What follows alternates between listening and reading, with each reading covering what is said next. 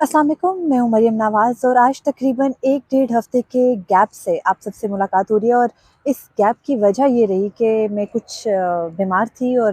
बीमारी कुछ इतनी सख्त हो गई कि उसकी वजह से वीडियोज़ नहीं कर पाई। लेकिन आज से इंशाल्लाह ये सिलसिला दोबारा से शुरू कर रही हूँ। आज की वीडियो के अंदर जो मेन बात है वो ये कि मेरे पीछे नज़र आती है जो बहुत खूबसूरत इमारत है, इसमें बहुत सा सन्नाटा है और इसके सन्नाटे पर बहुत सी तनकीद भी हो रही है। बार-बार जो है वो लोग इसका दरवाज़ा भी खटखटाते हैं, लेकिन पता नहीं क्यों खुल ही नहीं पा रहा। आज सुप्रीम कोर्ट में सुप्रीम कोर्ट के अपने ही जज जस्टिस नज़ायर नकवी ने भी दरख्वास्त जो है वो दायर कर रखी हैं दरख्वास्तें, और उनकी दरख्वास्तों पर रजिस्ट्रार की जानिब से उनको नोटिस किया गया कि आप अपनी दरख्वास्तों की पैरवी चाहते हैं या नहीं। और उसके जवाब में उन्होंने एक आज जो है वो जवाबी नोटिस दिया है, जिसमें उन्होंने ये कहा है कि सुप्रीम जुडिशल काउंसिल में जो उनके खिलाफ मिसकंडक्ट की कार्रवाई चल रही है, उस कार्रवाई को उन्होंने जब ओपन कोर्ट में चैलेंज किया था और उसमें उन्होंने सुप्रीम कोर्ट के 3 जजेस सुप्रीम जुडिशल काउंसिल में शामिल 3 जजेस पर एतराज़ उठाया था। तो उन्होंने कहा कि आज अपने जवाब में कि उनका जो वो एतराज़ है जजेस के ऊपर वो बरकरार है। और वो अपने इस एतराज़ को उन्होंने जो सुप्रीम जुडिशल काउंसिल का इजलास हुआ, जब पहला इजलास हुआ तो उसके बाद ये खबरें आई कि जस्टिस मज़ाहिर अली अकबर नकवी ने अपने जो एतराज़ात थे जजेस के खिलाफ उनको वापस ले लिया। लेकिन आज जस्टिस मज़ाहिर नकवी ने अपने जवाब में ये कहा है कि उन्होंने अपने एतराज़ात को वापस नहीं लिया, बल्कि जो कुछ गलत फहमियाँ थी जिसकी बुनियाद पर के उन्होंने एतराज़ात किए थे, उन चंद एक एतराज़ात को वापस लिया। लेकिन चीफ जस्टिस काज़ी फ़ाइज़ जिन्होंने कि जस्टिस मज़ाहिर अली अकबर नकवी की तैनाती सुप्रीम कोर्ट में जो है वो उस पर एतराज़ किया था। जस्टिस मज़ाहिर नकवी ने अपने जवाब में ये कहा है कि उनका जो ये एतराज़ था, वो एतराज़ अपनी जगह मौजूद है, क्योंकि आज भी जस्टिस मज़ाहिर अली अकबर नकवी के खिलाफ जो कार्रवाई पहले हुई सुप्रीम जुडिशल काउंसिल में, उसके मिनट्स, उस मीटिंग के मिनट्स उनको नहीं दिए गए। और उसी की बुनियाद पर चीफ जस्टिस काज़ी फ़ाइज़ जो कि अब चेयरमैन है सुप्रीम जुडिशल काउंसिल के, उन्होंने एतराज़ किया था जस्टिस मज़ाहिर अली अकबर नकवी की सुप्रीम कोर्ट तैनाती पर। उन्होंने कहा कि मेरा ये एतराज़ बरकरार है। उसके अलावा जस्टिस सरदार तारिक से मुतालिक भी मुतअद्दिद एतराज़ात जस्टिस मज़ाहिर अली अकबर नकवी को थे। तो जस्टिस मज़ाहिर नकवी आज के अपने जवाब में ये कहते हैं कि उन्होंने सिर्फ एक एतराज़ वापस लिया था, और वो एतराज़ था जो जस्टिस इरफान सआदत की ओथ टेकिंग के अंदर उनकी तकरीब हल्फ बर्दारी में कुछ जस्टिस सरदार तारिक से मंसूब गलत बातें सोशल मीडिया पर सर्कुलेट हुई। तो उन्होंने कहा कि उसकी जब उनको क्लैरिटी हो गई, उसकी वजाहत हो गई, तो उन्होंने फिर उन उस एतराज़ को वापस लिया। लेकिन जो दीगर एतराज़ात है जस्टिस सरदार तारिक मसूद से मुतालिक के, यानी उन्होंने इनके खिलाफ कानूनी राय देने में ताख़ीर की, और उसके अलावा जस्टिस मज़ाहिर नकवी को जो है वो हक नहीं दिया गया जो कि जस्टिस सरदार तारिक को दिया गया उसी सुप्रीम जुडिशल काउंसिल की जानिब से, क्योंकि दोनों के खिलाफ दरख्वास्तें थी। तो इस तमाम चैप्टर में उन्होंने ये कहा कि उनकी जो एतराज़ात हैं वो बरकरार हैं अपनी जगह, और उनके एतराज़ात को से मुतालिक जो उनकी आइनी दरख्वास्तें हैं उनको समाअत के लिए मुकर्रर किया जाए, और उनके जो खिलाफ रेफरेंस का मामला है यानी उसको ओपन कोर्ट में ही खुलना चाहिए। ज़रा ये भी बताते हैं कि जो सुप्रीम कोर्ट ने अभी तक जस्टिस मज़ाहिर नकवी के खिलाफ आइनी दरख्वास्तें खुली अदालत में समाअत के लिए मुकर्रर नहीं की, तो वो कहीं ना कहीं ये भी मूड है कि उनके खिलाफ जो मिसकंडक्ट का रेफरेंस का मामला है वो सुप्रीम जुडिशल काउंसिल में चले और खुली अदालत में ना चले, क्योंकि खुली अदालत में मामला आने के बाद फिर बहुत ज़्यादा खुल जाता है। तो शायद वो ये नहीं चाहते कि वो मामला बहुत ज़्यादा खुल जाए। उसके अलावा पिछले पूरे हफ्ते में सुप्रीम कोर्ट से मुतालिक बहुत सी कंट्रोवर्सीज़ जो है वो जुड़ी रही, डिस्कशन में आती रहीं। पाकिस्तान तहरीक-ए-इंसाफ ने इलेक्शन से मुतालिक और अपने जमात के साथ जो कुछ हो रहा है उससे मुतालिक चीफ जस्टिस को ख़त लिखा, जिस पर चीफ जस्टिस ने जवाब भी दिया, और उस जवाब में ये कहा, कहीं ना कहीं ये हिंट दे दी कि अगर इस तरह से ख़त जो है वो पीले रंग के लिफाफे में ख़त लिखने के बजाय अगर पाकिस्तान तहरीक-ए-इंसाफ अपने वकला की तरफ से एक बाकायदा दरख्वास्त लिख देती और उस दरख्वास्त पर कहीं ना कहीं ये मेंशन कर देती कि क्यों जो है वो क्या मसाइल उनको दरपेश हैं, तो शायद मामला ज़्यादा बेहतर हो जाता। उसके अलावा ख़त के अंदर चीफ जस्टिस पाकिस्तान के सेक्रेटरी बड़े वाज़ेह तौर पे लिखते हैं कि चीफ साहब जो है वो अपनी आइनी ज़िम्मेदारियों से बाखूबी वाकिफ़ हैं, और मेरा ख्याल है कि उनकी आइनी ज़िम्मेदारियाँ यही हैं कि वो सुप्रीम कोर्ट में रोज़ाना की बुनियाद पर मामूल के मुताबिक केसेस की समाअत करें। क्या ज़रूरत है बड़े बड़े केसेस और कंट्रोवर्सीज़ में पढ़ के आम लोगों के केसेस को डिले करने की। तो I think chief justice Qazi Faiz अपनी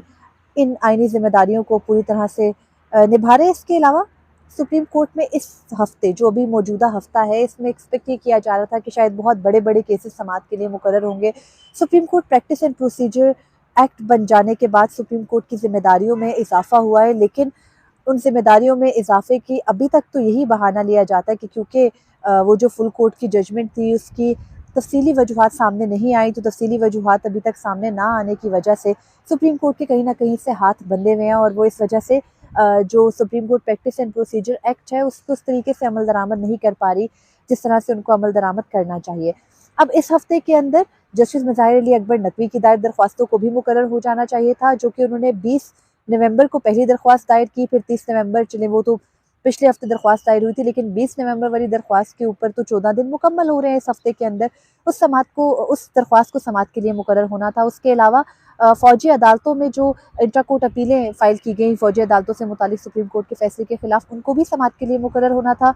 नहीं मुकर्रर हुई। Supreme court practice and procedure से जुड़ी नैब तरमीम का मामला भी है, वो भी मुकर्रर नहीं हुई। उसके अलावा सुप्रीम कोर्ट में मुतअद्दिद केसेस हैं। पाकिस्तान तहरीक-ए-इंसाफ से भी जो है मुंसलिक बहुत से केसेस हैं जिनको समाअत के लिए मुकर्रर होना चाहिए, मुकर्रर नहीं हुए। जो बार-बार जबरी तौर पर लोगों को उठाया जा रहा है, गुमशुदा किया जा रहा है, इस पर एतजाज़ एहसन ने चैम्बर अपील दायर की, उसको चैम्बर में फ़िक्स नहीं किया गया। फिर ऑफिशियल सीक्रेट एक्ट, जो कि सदर मुमलिकत ने जिस पे कहा कि उन्होंने दस्तखत नहीं किया, लेकिन फिर पता नहीं किस तरीके से वो मंजूर हो गया, उसके खिलाफ भी पाकिस्तान तहरीक-ए-इंसाफ की ने के चेयरमैन इमरान खान, जो कि अब साबिक चेयरमैन हो गए हैं, इमरान खान ने दायर की थी दरख्वास्त, ऑफिशियल सीक्रेट एक्ट की तरमीम को चैलेंज किया था, और उस दरख्वास्त को भी वापस किया गया। उसके खिलाफ चैम्बर अपील दायर की गई एतराज़ात के खिलाफ। अब तक उस दरख्वास्त को भी चैम्बर में समाअत के लिए मुकर्रर नहीं किया गया। आज एक मुतफ़र्रिक़ दरख्वास्त दायर की गई है, इमरान खान की जानिब से, जिसमें ये कहा गया है कि चैम्बर अपील को तो कम अज़ कम फ़िक्स किया जाए, लेकिन स्टिल अभी तक खामोशी है। तो सवाल फिर वहीं आकर रुक जाता है कि ये जो इतनी बड़ी इमारत है, जिससे इतनी सारी अवाम की बहुत सी उम्मीदें जुड़ी हैं, तो वो आखिर उसमें इतनी खामोशी क्यों है? और वहाँ पे इतना सुकून क्यों है, जब आपको आईनी ज़िम्मेदारियों का इदराक भी है, बखूबी है, और आप जानते हैं कि आपने किसी की तरफ जानिबदारी नहीं दिखानी। लेकिन सवाल ये है कि फिर जब बार-बार आप पर दस्तकें दी जा रही हैं, बार-बार दरवाज़ा खटखटाया जा रहा है,